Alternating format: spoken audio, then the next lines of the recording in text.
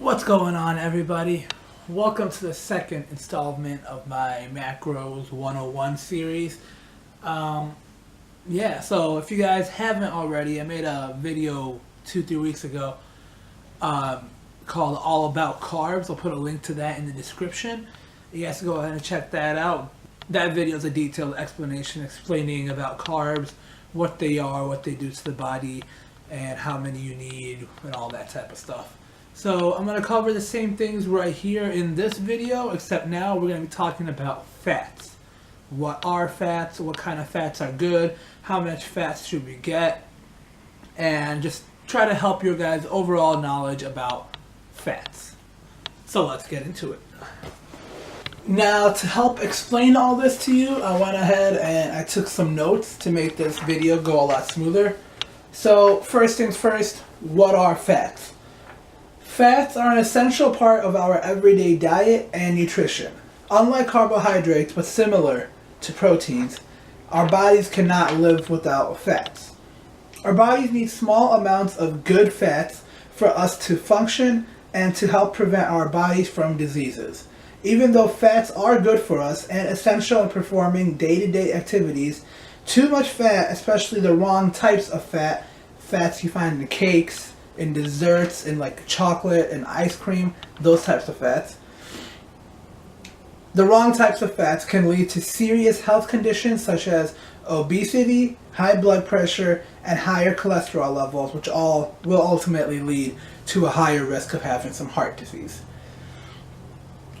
Now, for those of you guys who don't completely understand yet what fats really are, in a sense, fats are what add the flavor to your food. They're what make your food taste good or look good or smell good. The reason your cheese tastes so good is because it has higher fat. The reason your milk tastes so good is because it has the higher fats. The reason a burger, cakes, desserts, and like chocolates and all that type of stuff, the reason it all tastes so good is because of the higher fat level. If you were to compare fat-free milk to whole milk, the reason it's all watered down, doesn't taste that great, there's no fat in there. So your fat is what adds all the flavors and all the smells and everything. Everything you love about the food, aside from eating it, it all comes to you from the fats.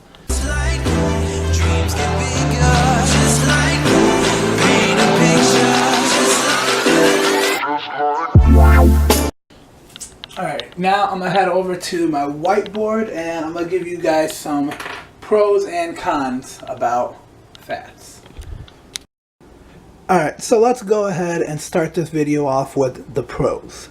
Now, first things first, contrary to popular belief, fats can actually be good for you and are actually good for you in moderation. Having too many of them could lead to obesity, heart disease, high blood pressure, higher cholesterols, and lots of health problems. And having too little fat could lead to a lot of other health problems like stalled metabolisms, low testosterone levels. So just try hitting your fat goals as best as you can. Alright, and the second pro is fat provides a cushion to help protect our organs. Without fats, our bodies would be more prone to damage. Now, what this means is, in a sense, in layman's terms, the fats you eat add an extra layer of body fat. They add an extra layer of body fat, or extra skin, which help protect your muscles and your actual organs, your heart, your liver, your stomach, your intestines, your ribs, all that type of stuff. Having little extra layers of fat in your body help add some insulation to keep that warm, to keep your body temperature regulated. It's good to have fats in your system. And then last but not least, on the pros, they help our bodies process vitamins A, D, E, and K, which all of them are fat soluble and all of them are vital to good health. Now, you're probably wondering, how many of these fats do I need? How much should I get every single day? And probably got a lot of questions like that. According to the Department of Health, the average human should be consuming anywhere from 30 to 35% of their total caloric intake should be fats. So if you take your whole caloric intake, whatever you have for your total that you should get every single day, anywhere from 30 to 35% of that should be what you are getting. Should be calories you get from fats, in specific from fats. Now let's move on to the list of cons. So first on the list of cons, as I mentioned before, 1 gram of fat equals to 9 calories, whereas 1 gram of carbs would equal to 4, same with protein. These fats having 9 calories per 1 gram, it makes it so you can fit more fats in to fill out calories, which makes it easier for people to overeat the fats. So always keep an eye on your fat intake. You don't want to overeat that. And now number 2, unused calories get stored as fat cells and will increase one's weight.